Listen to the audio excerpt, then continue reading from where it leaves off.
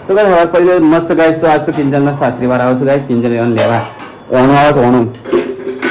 કિંજલનું મોટું ઉઠાડવા તો ગાઈસ કિંજલ નહીં દૂધ તૈયાર થઈ ગઈ અને હું બનાવું કે લેમો આ પૂરીઓ બનાવી તો ગાઈસ પૂરી બની આ રીસ ને ખાવા કાપી અલગથી અને મો બટાકા શાક સબ્જી કેટલી આવે છે બની પૂરું એ પૂરી બનાવવાનું